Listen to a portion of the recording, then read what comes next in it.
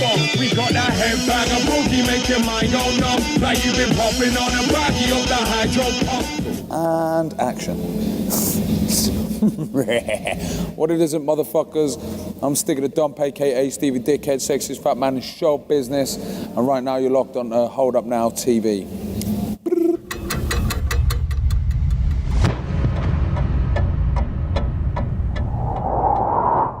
Give a brief introduction. It's brief isn't something I do well. I was born, then I got older, then I listened to rap music and thought it was good. And then I thought, I like doing that, I could do that. And then I did it. And then people were stupid enough to go, yeah, you could do that. And now I'm doing it. There you go. It's as brief as I can be. Started rapping. Basically, I think as soon as you become obsessed with something, to the extent I was, corny as it is, I love hip hop. I love rap music. I love, above both of those things, I love playing with language. I really love it, do you know what I mean? And this is the coolest way to play with language. And I'm a cool motherfucker. So, yeah, I don't know, man. Like, as soon as you get obsessed with something, you try and replicate it. That's what I'm trying to do out here, is trying to replicate it, and but do it from my perspective. That's me. Yeah, listen, I will kick your ass just like a football. Metaphor, you're meant to 4 foot tall. Wait a minute, you're a damn slag. Yeah, I'm about to pump at this bag, man. What the fuck, you're a damn slag? Claiming you ain't homo, but you're rocking with your handbag. This affected the way I rap today, namely, I guess, you know, the mind's a muscle and all that shit, so the more you exercise it, the quicker it is. And I'm not really, it affected up until, let's say about a year ago, it affected because I was very quick at recalling rhyme schemes, hip-hop, chip shop, flip-flop, pissed off, TikTok, you know, whatever.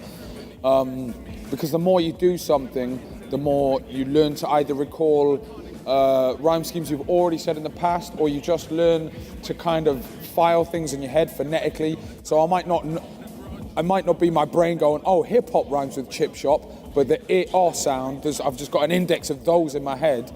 And so up until about a year ago, it meant when I was quite nearly every 2 or 4 or 6 or 8 was a couplet, like every other line rhymed, sometimes long, you know.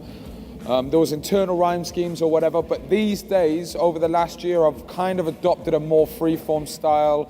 I much prefer subtle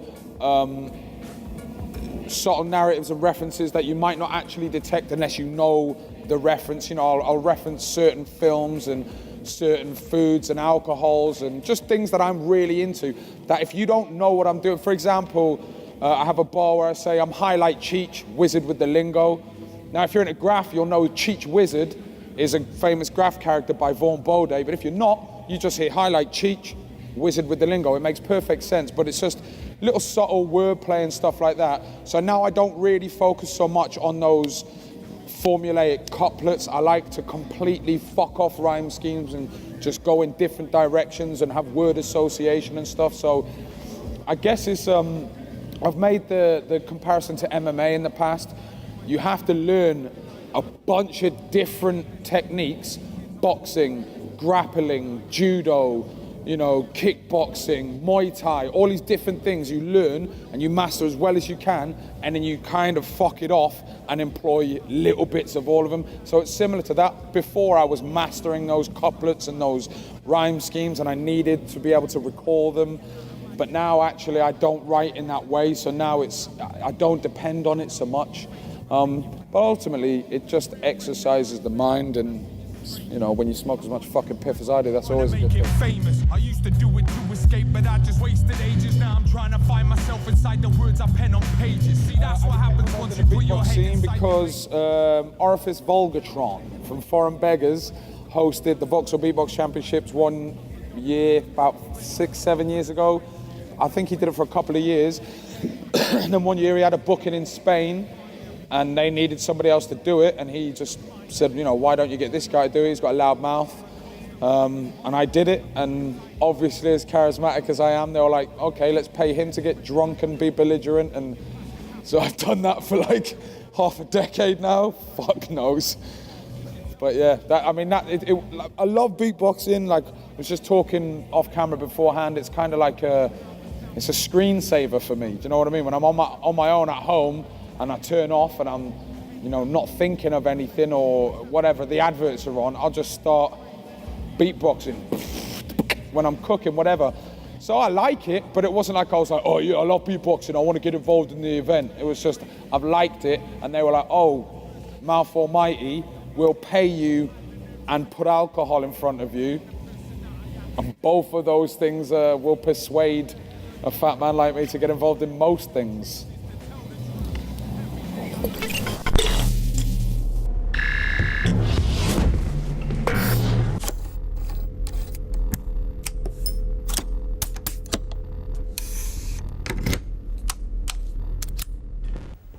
Has it? Fucking hell. Crazy. Cray. Dickhead.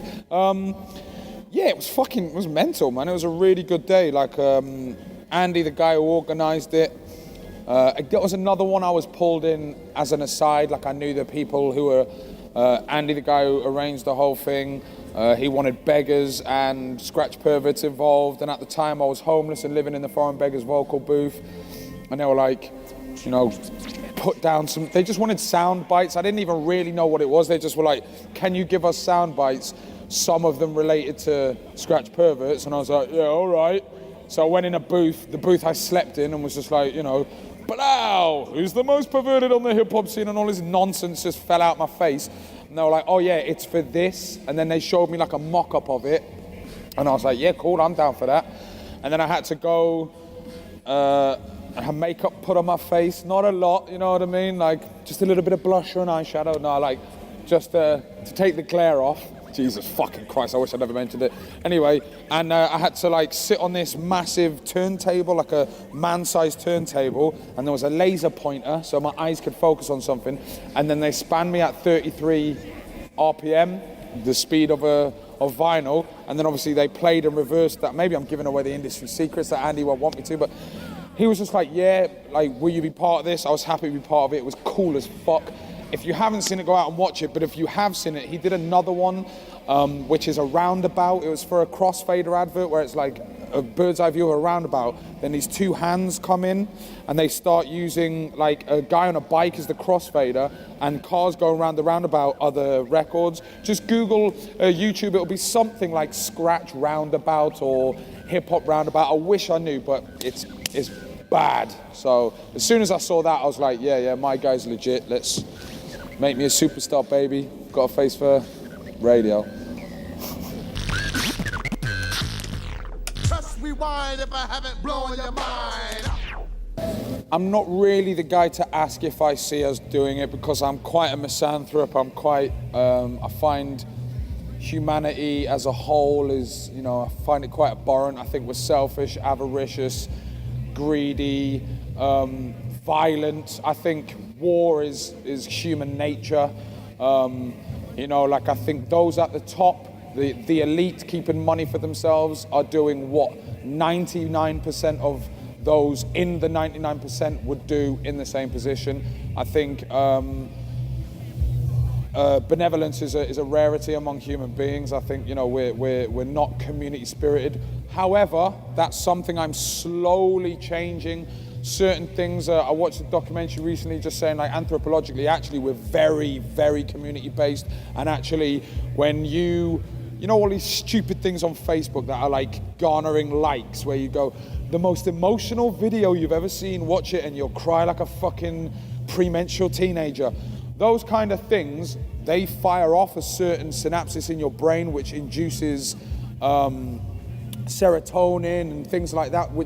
So empathy is a good feeling for humans, which means that biologically maybe we are predisposed to community and selflessness. So maybe I'm wrong, and I hope I'm wrong, and I do believe we can make a change. I do believe it's possible. I don't know that we will. If you read the post that I wrote, I touch on certain subjects, and I say, one of the points I make is I think a lot of the negativity stems from naivety rather than malice or selfishness or greed. I think a lot of it's naivety. I think, promoters are putting on events where they book everybody. You know what I mean? And it's like, that can only have a certain amount of longevity. You can only go to the same event once, you know, same event yearly for 3 years, and then you're like, okay, this has to progress. So the progress is by looking outside of the scene. Wherever if you were more strategic about it, be it a local night, a national night, whatever, and you built slowly and you focused on quality over quantity, and you turned up to a show that was a reasonable price and there were drinks promotions on and there was one headline act. Not me, I'm not fishing for bookings. I'm doing reasonably okay for bookings. I'm out in Europe, things are good for me. I mean, I'm broke out my arse, but my rent is just covered. But yeah, like, you know, focus on that quality, come together. I said in the post that I wrote that I believe piracy can be beneficial. I believe that file sharing ultimately has spread me far beyond the reach of any PR campaign I could afford. However, if you like something, I believe you should invest in it financially. Now, unfortunately, this world requires finance. That's another reason I don't like humanity, because we're slaves to money, and that's systemic throughout the whole world. But you know, like, there's this attitude where I'm happy for you to have my music. You can steal my music if you can't afford my music. If you're broke, you know, whatever, you've got bills to pay, mouths to feed, I understand. I'd rather you had my music and enjoyed it and it brought something to your life like it does to me than not have it. However, if you're off spending £4 on a fucking pint, or in London, £6 sometimes, you know, or you're, you know, £3 on a fucking Starbucks or some evil fucking conglomerate, you know, like Nike, who, I love Jordan, so I'm nobody to talk, but I pay for the music I fucking love. If you're gonna spunk money up the wall over here for something that gives you, in terms of a pint or a cup of coffee or a fucking, you know, McRonald's or whatever, that lasts for a minute. That's shitting £4 away for 60 seconds of your life, and most of that shit is bad for you, be it you're physically or emotionally, it's bad for you. Music is amazingly good for you. You know, amazingly good for you. I bump Slick Rick's art of storytelling, you know, Redman, fucking Muddy Waters. I could sit here and name them all day, you know, to show I know my shit, but ultimately I bump them daily for a decade now, and will bump them, if I'm lucky enough to live, for another 20 years, and they cost a tenner for a CD. In fact, maybe when I was younger, they cost 15 quid on import.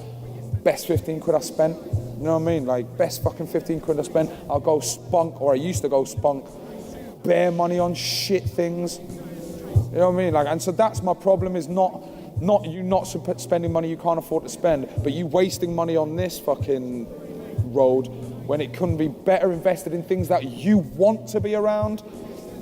And it's things like that, you know, like money. What we do is vocational. What we do is about passion and about, or for me, from a first person perspective, not to sound conceited, contrived, but what I do is about pursuit of art. It's about a legacy. It's about trying to build something that will last beyond my early death. So this isn't about me, you know, fucking iced out. Look at me, man. Like, the jewellery I rock cost my missus 20 quid. It's a cool as fuck steel skull ring and a bottle opener thumb ring. You know, my J's, which I love, which is something I'm trying to work on, not loving, you know, material shit. They were a gift. Like, I don't have money to spend. That's fine by me, because my experiences are so much more valuable to me. So I'm happy to build with you. I want this scene. I want the community that has embraced me to grow and flourish. But it can only do it when we start to respect the fact that people have bills to pay. And I'm not just on about rappers, I'm on about promoters, distributors, record shops, video editors, graphic designers, you know, engineers, mastering engineers. Like, fuck me, I could go on. Graffiti artists, if you want to add extra. You know, like documentary crews, people with cameras, and the guys editing this shit, the guy who invents the little graphic that comes in, like my man interviewing me who clearly wants his hourly wage. Everybody, you know what I mean? Like, we've got fucking bills to pay, and if you work for, like, in a fucking BT call center like I used to do, BT can suck a fat dick. If you work in a Barclays call center like I used to do, you know, bankers can suck a fat fucking yeasty one. like, you're making money off this fucking, you've got bills to pay, so I'm not cussing out what you do for money, but you're making money, spend it righteously. And if you don't think music is a righteous way to spend money, then don't, man. Like, that's your decision to make, but I'm just saying we need to invest in something in order to make it grow, and we're a tiny, tiny island comparatively to, say, America, but the wealth of talent in this country across genres, you know, has dominated globally multiple times. Britcore music, Britpop music, indie rock and roll, we've led that shit.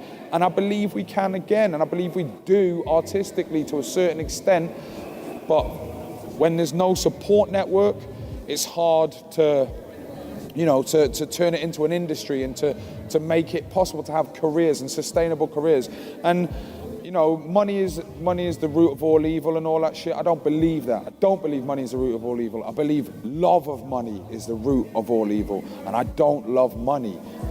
I just need to fucking live. And, you know, like, I don't want to sound conceited. I don't want to sound contrived. I don't want to sound, like, preachy. But don't, you know, here's your options. Here's your options the way I see it is don't support it and it will die a death, or it will stay on a level that it is right now, which is not a bad level, but it's a level where artists hit a cap, they hit a glass ceiling, they get to 27, 28, 30 years old, their missus shits out a little kid, or they, you know, want to get a mortgage or some grown-ass real world shit, and you can't do it doing a gig in the Swan pub in, you know, wherever, with your decks on a pool table for 50 quid. You can't do it.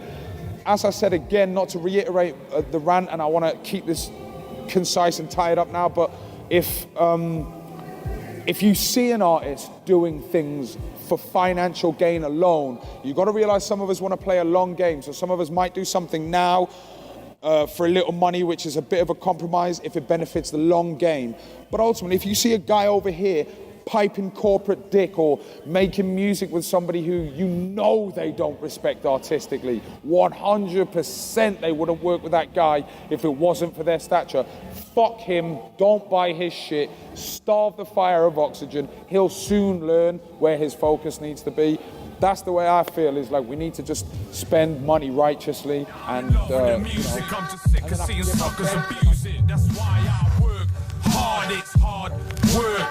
When you're trying to put what it is, like, I'm constantly torn about my opinions on commercial hip-hop, like, constantly. On the one hand, I think it'd be nice if they all woke up with lumps on their fucking testicles, and fuck them, I hate them all. On the other hand, I feel like, is it anything to do with me? You know, like, name a commercial artist, because I don't want to pinpoint anybody and single them out, but are they making music for people who I'm making music for? You know, commercial music is about industry, it's about business, it's about money, it's about markets, it's about mass appeal, it's about selling units. Those dudes and those young 16-year-old fucking Ugg boot wearing, H&M floral dress wearing, cliched clone children don't want to buy my music. Hopefully, if they grow up, like we all did, come on, we were all young, hopefully they grow up, gain some identity and some individuality, and go on to get into music. See, this is what I'm saying, this is why I'm torn. On the one hand, Ant and Dec, Let's Get Ready to Rumble, it's disgusting. It leached off a culture that I'm in love with for the gain of, you know, like, money, and that's all that was about. Money. I mean, okay, there was some fun and whatever, but ultimately, most commercial music is about money, and often it leeches off of a movement that is a subculture that is about representing the minority, or, you know, the struggle, or all these cliches, whatever. So when that shit gets exploited for corporate gain, I get angry. But on the other hand, maybe somebody listened to Let's Get Ready to Rumble and liked it. Maybe they were like, I like rap, I'm gonna go out and listen, and then they heard Snoop Dogg, Doggy Style, and then they're like, oh shit, this guy swears and talks about weed, is cool, and then they were like, oh fuck, suddenly I've gone from, you know, Ant and Dec, Snoop Dogg, to X-Clan or fucking Public Enemy, or like, those things can happen. I don't think it's often, but it can happen. So I don't know, man. Like, it's that duality of part of me goes, fuck that, die slowly, you're everything I hate and despise about this world. Then on the other hand, part of me goes, it isn't my world. Why do I give a shit? You know what I mean? Why do I care? And that's something I constantly battle with in my own head. Like, I get angry. I see.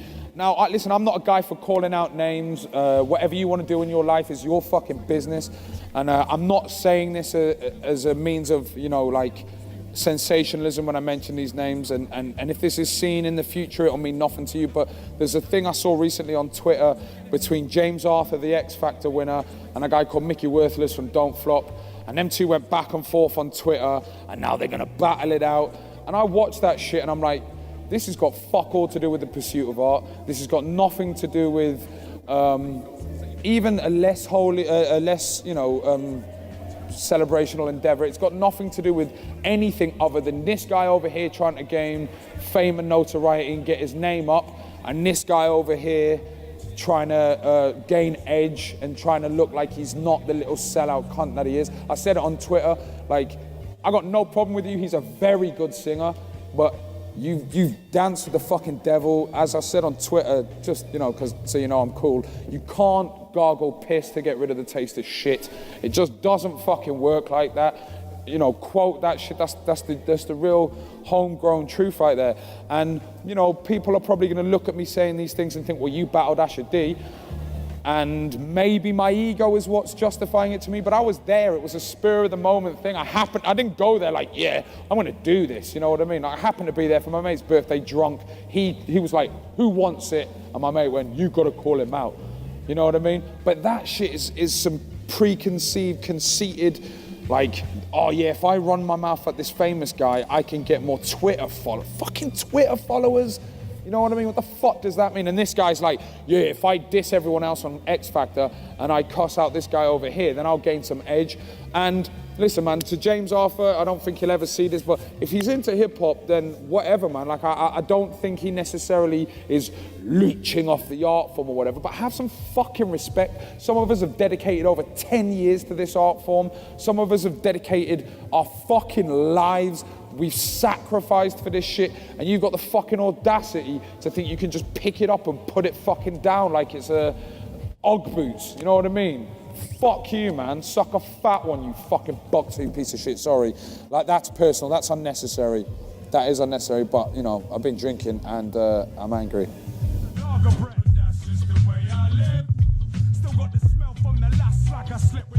You know what, man, like, you would ask me, I've said this before in interviews, if you'd have asked me 3-4 years ago, I was of this attitude that I never took influence from anywhere.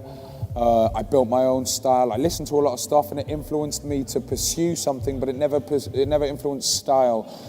But I think now I'm a bit older and a little bit more mature, if that's in the loosest sense of the word. I think retrospectively, actually, everybody, that's not what you want to hear, but everybody I've listened to, you know, be it homegrown talent like Chester P, you know, Rodney P, Jest, Hijack, Gunshot, to newer cats, you know, Manage, Baxter, the whole of, you know, London Zoo, fucking Sonny Jim and Cosign, like, those two are my dudes. Those are fucking the coolest geeks in the world. They're my people right there, and I geek out over bars with them, and all of these people have influenced me hugely. And you know what, counterintuitively to that, James Arthur being a fucking, you know, like fucking with the art form I love has influenced me.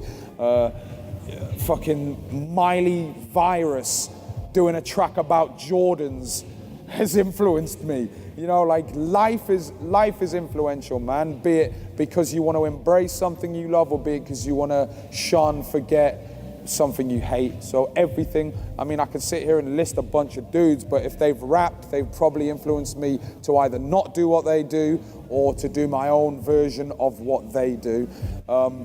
Lately, I've been listening to a lot of Capo. I've been listening to a lot of Sonny Jim and Cosign. I've been listening to Rusty Jux, fucking a bit of Action Bronson. I say a bit because everyone goes, oh, you look like fucking Action Bronson, and therefore I can't say, oh yeah, I listen to Action Bronson or Blasé, because everyone goes, of course he does. He bit his whole style because I happen to be fat and have a beard. You fucking assholes. But I listen to a lot of hip hop. Do you know what though? I also listen to Bashman. I listen to Charles Bradley is probably my favorite artist at the moment. Listen to him right as soon as this interview is finished. If you've never heard him, go check out Charles Bradley. His albums are called No Time for Dreaming. I can't remember what his new one's called, something to do with love, and it's amazing. Alan Stone is an amazing soul artist. Drowning Pool of Rock, Tool of Rock, you know, fucking, I listen to so much shit. And me. I listen to me on fucking repeat.